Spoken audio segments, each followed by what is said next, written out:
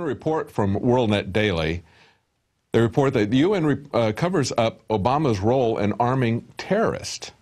That's right. During a fight against Gaddafi's regime in 2011, it was widely reported that the Obama administration coordinated foreign arms shipments via cutouts to Libyan rebels.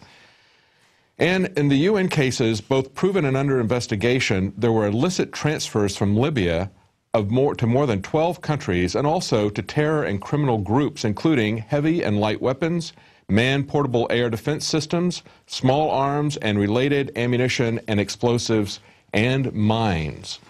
Now, this is all relevant to what's going on with the gun control debate, actually, because the UN Arms Trade Treaty that is currently going through, and that is the thing that's really pushing for registration and background checks. There's essentially a double push. There's a domestic push that's being led by the Democrats and by the Sandy Hook and the Aurora shootings, but there's also a UN Arms Trade Treaty, and both of them are trying to achieve the same objective, and that is gun registration and background checks on a much larger scale than we've ever seen before. And the justification for that is to crack down, the UN Arms Trade Treaty's justification is to crack down on arms that are flowing across borders. And yet, the strange thing is that we see that it is the United States government that is moving arms across borders. We saw that in the Fast and Furious false flag attack that they were setting up, and CBS pointed out that it was set up to attack the Second Amendment. And now we see that the UN and the U.S. government were supplying arms to Libyan rebels to take down Gaddafi, and that these arms are now going to countries that we're supposedly terrorist countries that we're at war with. So because they ship these arms out to terrorist countries, and because they ship arms across the borders, we're supposed to lose all of our rights. We're supposed to lose our Second Amendment rights, as well as our Fourth Amendment rights and our Sixth Amendment rights because of the war on terror. And now we're supposed to lose our Second Amendment rights.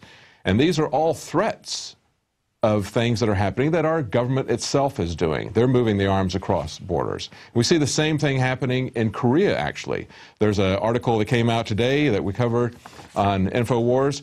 Who gave North Korea nukes in the first place? We're told that we have to go to war against North Korea, that we have to attack them. People are calling for a preemptive attack against North Korea, but it bears looking at to see where did they get these in the first place. Former Defense Secretary Donald Rumsfeld presided over a $200 million contract to deliver equipment and services to build 2 light water reactor stations in North Korea in January 2000 when he was an executive director of ABB. Wolfram Eberhardt, a spokesman for ABB, confirmed that Rumsfeld was at nearly all the board meetings during his involvement with the company. And Rumsfeld was merely picking up the baton from the Clinton administration, who in 1994 agreed to replace North Korea's domestically built nuclear reactors with light water nuclear reactors. Now, they said at the time that these nuclear reactors were not anything that could be used to make nuclear bombs. But Henry Sokolowski, head of the Non-Proliferation Policy Education Center in Washington, said otherwise. He said these reactors, like all reactors, have the potential to make weapons.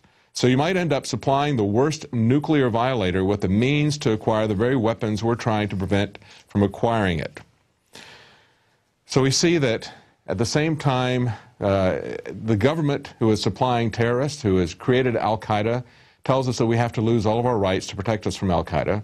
The government who ships arms across borders tells us that we have to be registered and identified as gun owners because we don't want arms being shipped across the border. And now the UN is, now we're told that we have to go to war against North Korea because they have nuclear weapons, which Rumsfeld and the Clinton administration gave to them and okayed to sell to them in the first place. It's kind of the same story repeated over and over again.